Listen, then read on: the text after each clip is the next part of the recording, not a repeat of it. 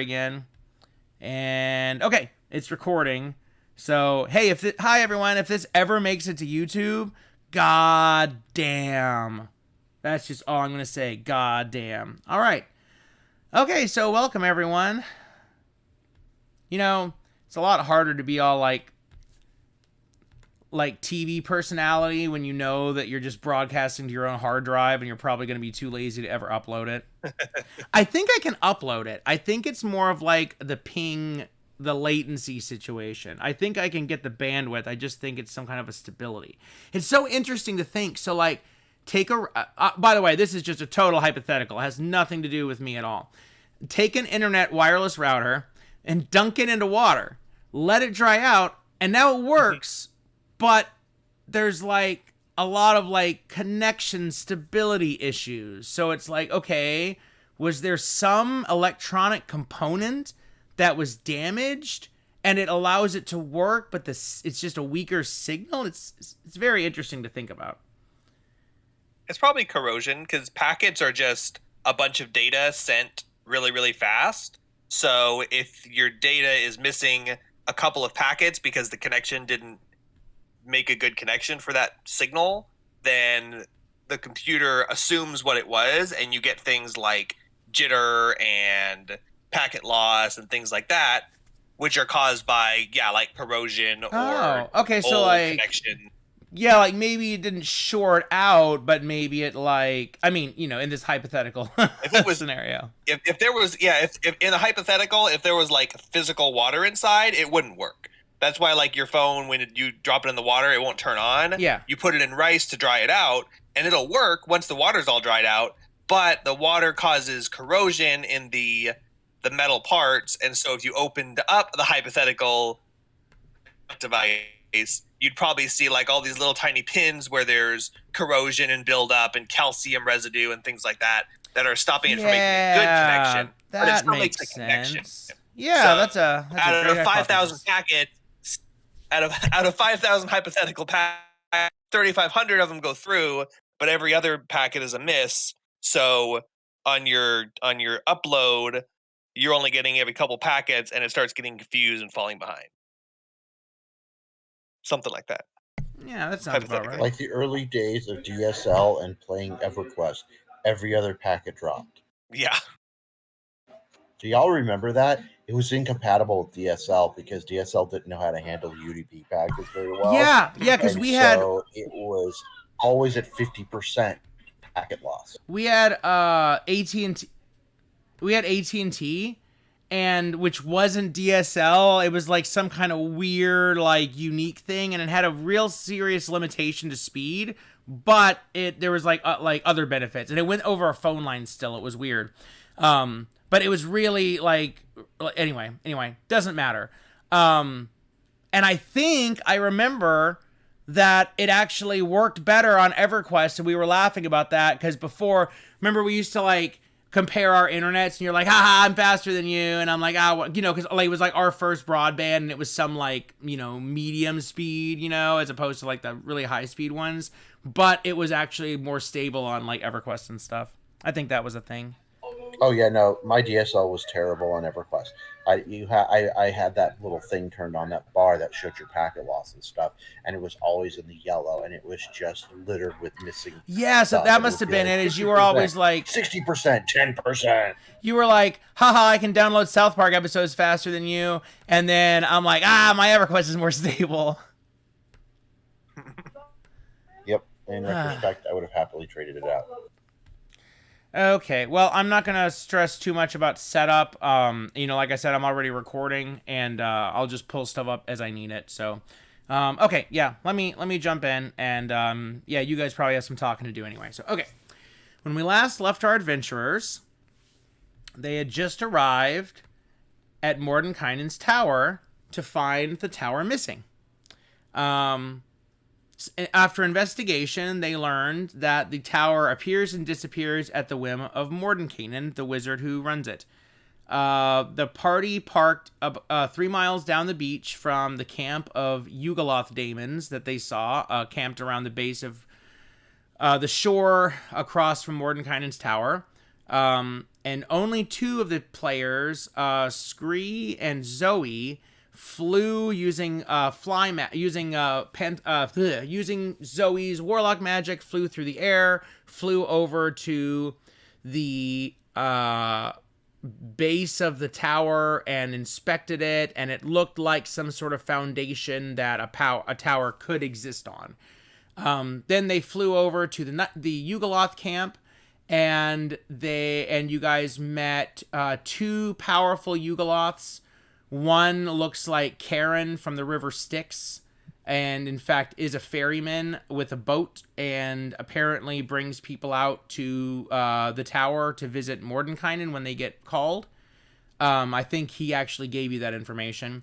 And then you also found a even more powerful daemon called a Arcanoloth, which is a jackal-headed humanoid. It deceived you first by using Major Image to make it look like there was a woman floating there in a chair. But when it tried to read your thoughts using magic, Scree was able to, with a roll of 25 perception, was able to hear the whispers of the Arcanoloth chanting behind a nearby bush. After you guys talked to the Arcanoloth, it let you know that it actually is kind of on your side because of a couple reasons that I'll let you guys remember. And said, I think he actually expedited you on the list. Do you remember what he told you about that? So you got on the list to see Mordenkainen, you had a conversation with him, and now you're about to return to your party. Do you guys remember what the Arcanoloth told you about getting on the list? Yeah, about how important it was, because what we're doing is actually a pretty big deal. That sounds right, yeah. So did he say... Did he put you on the list, or was he did he tell you he was going to expedite you to the top of the list? Yeah. Yes, he put us at the top of the list. We were saying we were going to go grab a real fast. Yeah. Oh, cool. Give me one. Okay, so you guys can start talking. I think, you know what? Wherever you remember leaving it, go ahead and proceed. And I'm going to make some notes, listen to you guys, eat a pile of a pile of candy, and then when you guys are ready to proceed, then I'll adjudicate until we all get tired. Oh, and also it's sounds good. What time is it? 7. Okay, 7 a.m. 9. What's 7 a.m. plus 8 hours? 4 p.m. Yeah, it's 5 p.m. Doesn't it sound about right? 5 o'clock. 3 Yeah. p.m. What? Is it 3? I didn't know how we were tracking time anyway. 7 a.m. plus 8 hours is 3 p.m. Okay, let's say 7 plus 8 is right. 15. 1500 is 3 o'clock. Okay, let's say it's around 4 o'clock, but you guys have already traveled for 8 hours, so... And also, there's not really a day-night in Avernus, so essentially, it's like early evening, but your traveling day is, over. So let's say it's, a little before sunset. And I'm going to say, Lander, Bold... Oh, I'm sorry. I'm going to mute my mic while I make notes, so proceed. Okay. Is there nighttime in Avernus? I thought it was just like constant dusk or something like that. Yeah, constant twilight, so the time doesn't really matter. Not really. It's more of like an accounting thing to remember, for like if you get a curse or a spell times or something like that. But but nothing. Everything's worn off. I mean, there's nothing. Yeah, doesn't really matter. So I'm just saying about 4 o'clock. But no, there's no night. There's no day. You guys need to sleep. It's towards the end of the adventuring day. Yeah, well, yeah, and you've already traveled your full 8 hours. Sunset. There's no such thing as sunset, though, right? Yeah, no, I'm just using that as a point of reference. Okay. Yes, there's not. I have a chart that divides the day into segments: morning, afternoon, dusk, evening, and moondark. So, it's just a way for me to say what segment of the day it is, of your day, right? Like you've already had lunch. Now it's getting up towards the end of the day. Probably within a couple hours, you'll want to be going to bed. You've maxed out your travel time, but you're not you don't have to rush to sleep. What you know what I mean? Sorry. Gotcha. Okay. So you guys are coming back, and I'm sitting here waiting for you to back, so you can. I mean, I'm sitting here waiting. You guys can come back and say whatever you do. I think that's where we left off. Is we're going to be traveling to the camp together, so I'll let you guys pick up from there, and we'll do a little bit of role play while he takes notes and sets stuff up.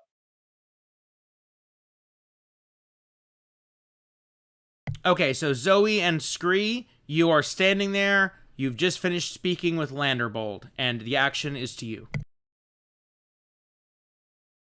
Okay.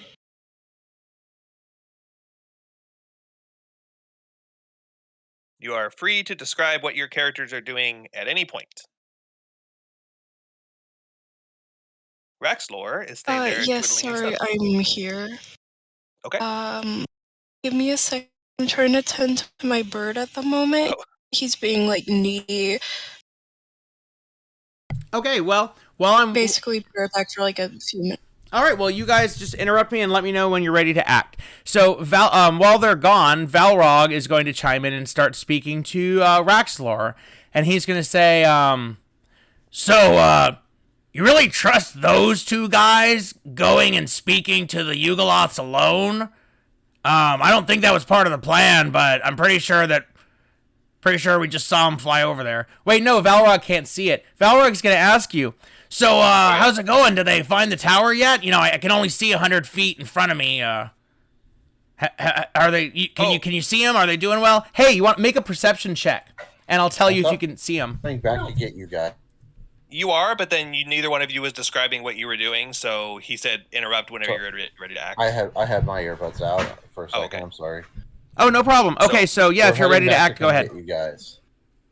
I tell Valrog, I say, oh, well, they got across to the island, and it looked like they weren't really finding anything, so they flew back across, and oh, look, I think they're on their way back now.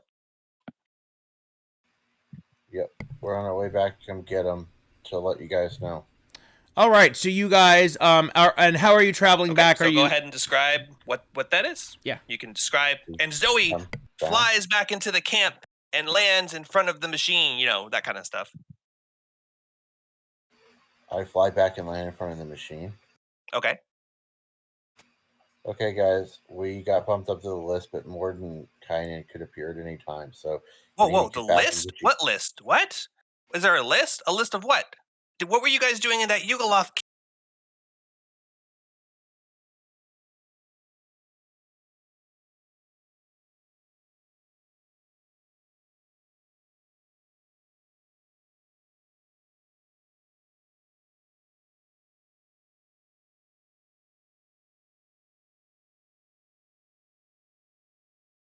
So it's still recording, but I've lost internet, so that's why they cut out.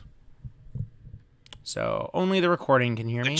I start up the machine and I say, okay, Rhea, you're cool to drive that the smaller machine, right? You Lulu and the other guy can take that one and follow behind us, and I'll drive this main one so the three of us can talk about what's going on, all right? Oh, great. Sure. Okay, just so you know. Oh, sorry. Can you hear me?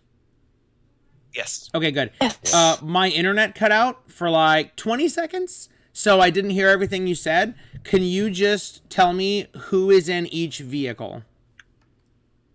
The big vehicle is Raxlor, Scree, and Zoe. Okay, so Raxlor is driving. Scree is in what position? The harpoon or the grinder? Harpoon. Okay, Scree's on harpoon. Okay, and then Zoe is on the demon grinder as well. And what position? Well, I figured I'd be on top, but I guess I could be a bot. Wait, demon grinder. That's the name of the vehicle, isn't it? Your options are the other harpoon, the chomper at the front, or the wrecking ball in the back, or you could just be, just hanging on the machine. I want to come in like a wrecking ball. Okay. When I say I'm on the wrecking ball, I don't mean the position that controls it. I'm swinging from the wrecking ball. Okay, sure. Okay. Right now, the Devil's Ride is in the cargo of the Demon Grinder. Do you want to leave it there or move it? Yes. Okay. It's staying there. Okay. Where's Jibs was on the harpoon, the other harpoon of the Demon Grinder. Would you like him to stay or move? Jibs is still on the other harpoon. Shora is driving the medium one. Okay, Shora is driving the Tormentor, and I have Lulu on the harpoon of the Tormentor. Is that right?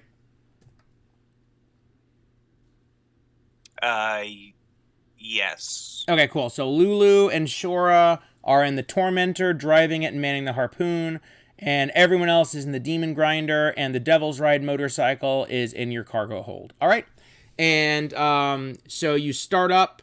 So Shora starts up the Tormentor and waits for you to start up and proceed with the Demon Grinder. And if there's anything I need to know, let me know, because everything cut out after I gave it to you, basically. But yeah, Nothing. You didn't miss anything. Awesome.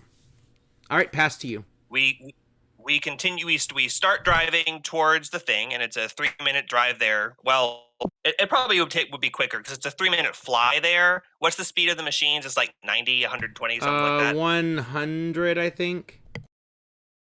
Okay, we're not dashing. We're just moving kind of a casual speed, and we'll stop like 3 rounds of movement outside the outskirts of the town. We don't want to roll up straight into it.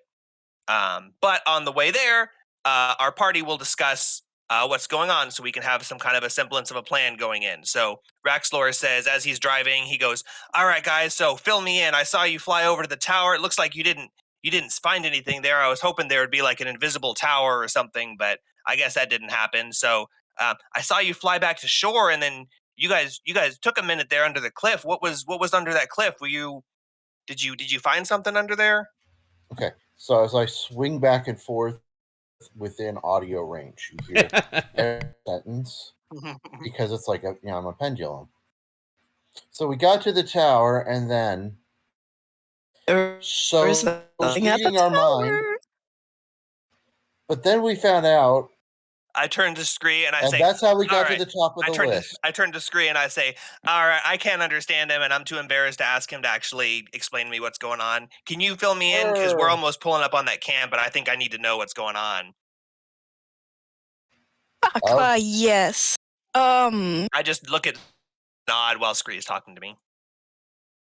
Basically, when we flew over to the tower, there was nothing really there, so we decided just on our own to go investigate over by the camp. And at first we found, yes, we saw somebody on a boat, and we went to go boating on the river, on the lake. No, not exactly. Wasn't it like parked or something? It was just kind of there by the camp, wasn't it? It's in the shallow water.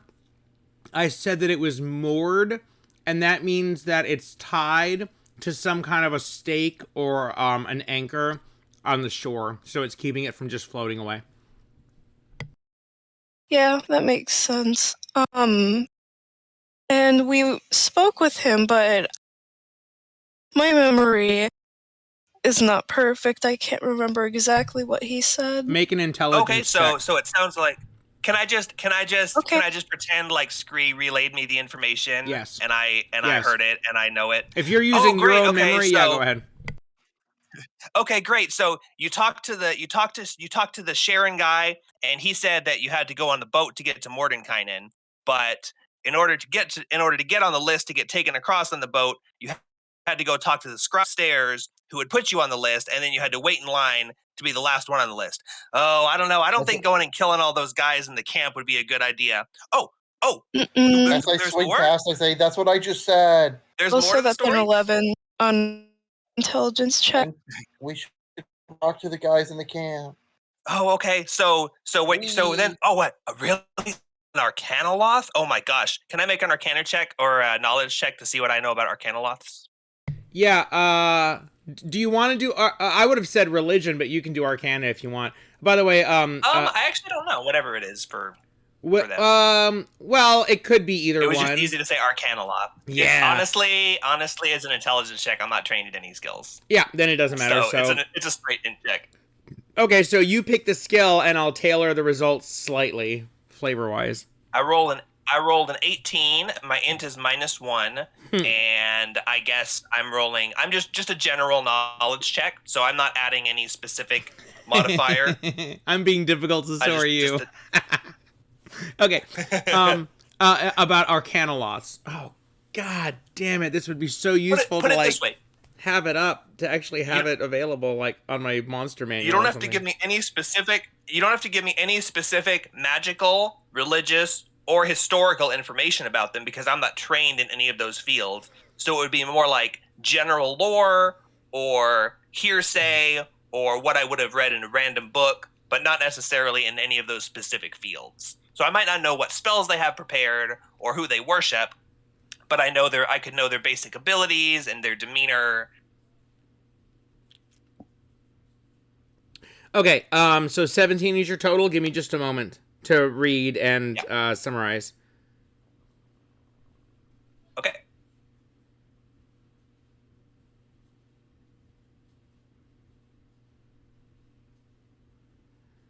Okay.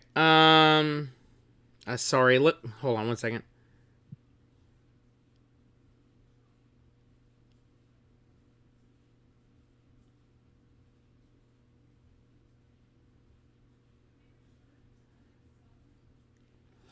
Okay.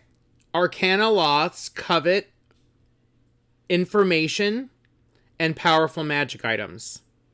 They are the accountants of the daemons and the fiends. They use illusions to make themselves appear in a form to gain the trust of whoever they're negotiating with. They appear well-groomed in fine robes. They're highly intelligent. They're ravenously hungry for knowledge and power. They are one of the highest ranking Yugoloths. Not the highest, but very high up on the list. They command units of lesser Yugoloths. They maintain contracts, records, and accounts. And a properly paid and motivated Arcanoloth can be indisposable when it comes to brokering treaties and alliances with subtlety and finesse. But an Arcanoloth who changes sides can easily turn the best laid peace talks into all-out war. Also, they can summon other Yugoloths. Ooh, nice. That's good to know. Can summon it. So I relay most of that information when Scree mentions describes the Arcanoloth, and I go, oh, that sounds like an Arcanoloth. They're very cunning and hungry for knowledge and power, but a well-paid one can be indispensable. It sounds like Mordenkainen knows what he's doing here. He's not just setting up a tower and chilling out. He's got like a whole system set up. I think that's probably the most important person there, other than Mordenkainen himself. So we should probably, if we have any real important questions, we should probably ask him. But hopefully Mordenkainen shows up soon, and we don't have to worry about it too much. I'm glad that you guys didn't go in and start causing havoc. It was really cool that he was able to bump us up on the list so freely. I'm glad you guys were able to make friends and talk him in. That was a lot better than, I mean, I would have personally loved to just romp over and crush all the Yugoloths out there, but I think it's going to be a good idea to make friends down here instead of just coming through. To be fair, I wanted to come in like a wrecking ball. I mean, we still can. I think we should go ahead and go on in. We're first in line. That might not make the rest of the guys happy, but maybe if we, maybe if we go around making friends and kind of keep it under the radar that we're next.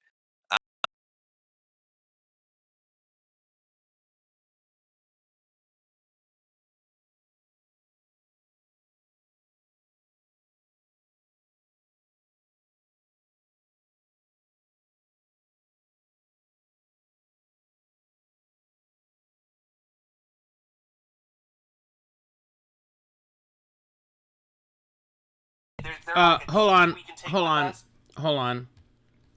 I'm sorry. I don't know how long that it's been this way, but I'm not recording any audio on your side. So, give me just a moment, please. Oh, Discord is not even running. Like, it's totally crashed out, but I'm still connected because my computer hates me, my internet hates me. Yeah, it's still recording, but I don't know how long it's been that you're... Yeah, I'm getting nothing from you guys. I don't know if it just happened. I can't even open Discord. Okay, so I have to stop recording and reboot my motherfucker.